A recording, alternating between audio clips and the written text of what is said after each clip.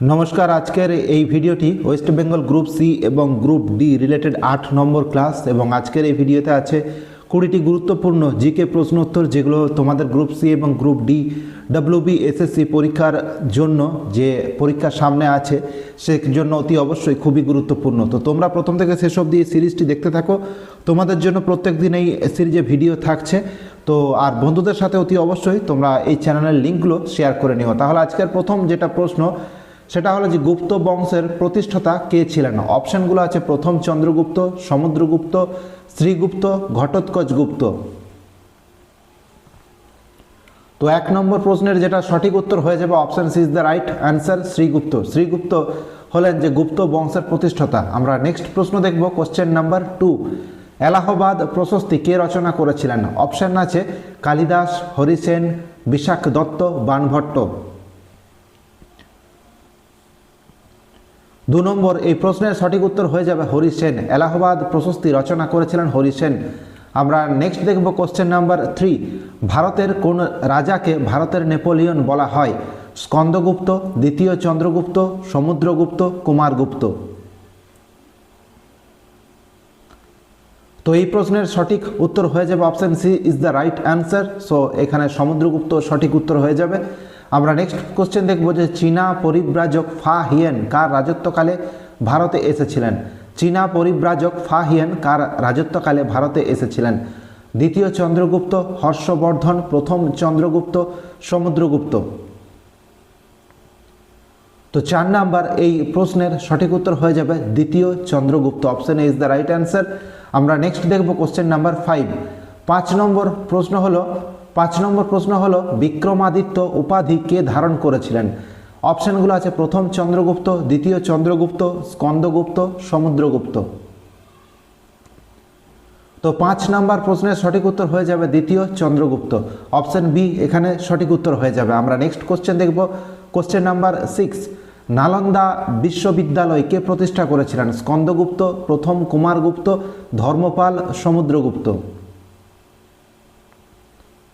তো 6 নম্বর এই প্রশ্নের যেটা সঠিক উত্তর সেটা হয়ে যাবে অপশন বি হয়ে যাবে সঠিক উত্তর।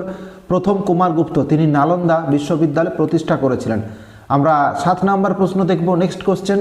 কোন গুপ্ত সম্রাট হুন আক্রমণ প্রতিহত করে ভারতকে রক্ষা করেছিলেন। অপশন আছে সমুদ্রগুপ্ত, দ্বিতীয় চন্দ্রগুপ্ত, স্কন্দগুপ্ত, প্রথম চন্দ্রগুপ্ত। 7 নাম্বার এই প্রশ্নের যেটা সঠিক উত্তর সেটা হয়ে যাবে অপশন সি স্কন্দগুপ্ত। আমরা নেক্সট দেখব গুপ্ত যুগের শ্রেষ্ঠ কবি এবং নাট্যকার কাকে বলা হয়। অপশন আছে আর্যভট্ট, কালিদাস, বরাহমিহির, বাৎসন্যায়। অপশনগুলো আছে আর্যভট্ট, কালিদাস, বরাহমিহির, বাৎসায়ন।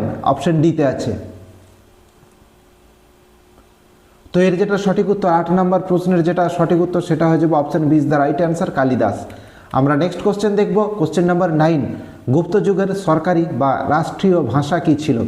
পালি, প্রাকৃত, সংস্কৃত, হিন্দি। তো এই প্রশ্নের 9 নম্বর প্রশ্নের সঠিক উত্তর হয়ে যাবে অপশন ডি হলো সংস্কৃত। গুপ্ত যুগের সরকারি ভাষা ছিল সংস্কৃত। আমরা নেক্সট কোশ্চেন দেখব কোশ্চেন নাম্বার 10। গুপ্ত রাজবংশের শেষ শক্তিশালী সম্রাট কে ছিলেন। জীবিত গুপ্ত, বুদ্ধগুপ্ত, স্কন্দগুপ্ত, বিষ্ণুগুপ্ত। তো এই প্রশ্নের যেটা সঠিক উত্তর সেটা হয়ে যাবে অপশন সি এখানে সঠিক উত্তর হয়ে যাবে স্কন্দগুপ্ত। আমরা নেক্সট কোশ্চেন দেখব বর্ধন রাজবংশ যেটা তোমরা চেনো, বর্ধন রাজবংশের প্রতিষ্ঠাতা কে ছিলেন। অপশন আছে প্রভাকর বর্ধন, অপশন বিতে আছে হর্ষবর্ধন, পুষ্যভূতি, রাজ্যবর্ধন।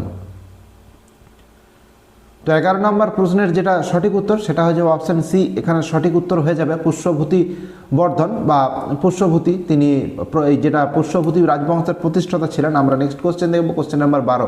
হর্ষবর্ধন তার রাজধানী থানেশ্বর থেকে কোথায় স্থানান্তরিত করেছিলেন। অপশনগুলো আছে পাটলিপুত্র, প্রয়াগ, কনৌজ, মথুরা।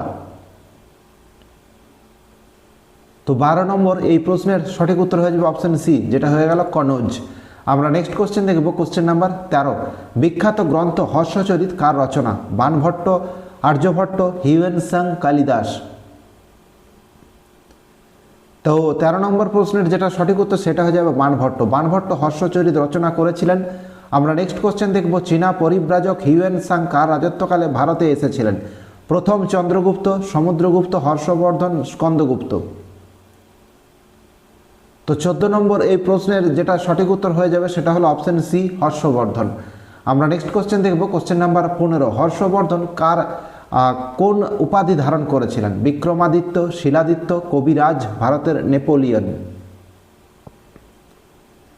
তো 15 নম্বর প্রশ্নের যেটা সঠিক উত্তর সেটা হয়ে যাবে অপশন বি, শিলাদিত্য। হর্ষবর্ধন শিলাদিত্য উপাধি ধারণ করেছিলেন। আমরা নেক্সট কোশ্চেন দেখব, কোশ্চেন নাম্বার 16, নিচের কোন নাটকটি হর্ষবর্ধন রচনা করেছিলেন? রত্নাবলী, নাগানন্দ, প্রিয়দর্শিকা, ওপরের সবকটি। তো 16 নম্বর প্রশ্নের যেটা সঠিক উত্তর সেটা হয়ে যাবে অপশন ডি, ওপরের সবকটি। আমরা নেক্সট কোশ্চেন দেখব, কোশ্চেন নাম্বার 17, হিউয়েন সাং এর ভারত ভ্রমণ সংক্রান্ত বইটির নাম কি? ফোক ওয়াকিং, সিইউকি ইন্ডিকা, হর্ষচরিত। তো 17 নম্বর প্রশ্নের যেটা সঠিক উত্তর সেটা হয়ে যাবে অপশন বি, সিইউকি। আমরা নেক্সট কোশ্চেন দেখব, কোশ্চেন নাম্বার 18, পাল বংশের প্রতিষ্ঠাতা কে ছিলেন? ধর্মপাল, দেবপাল, গোপাল, মহিপাল।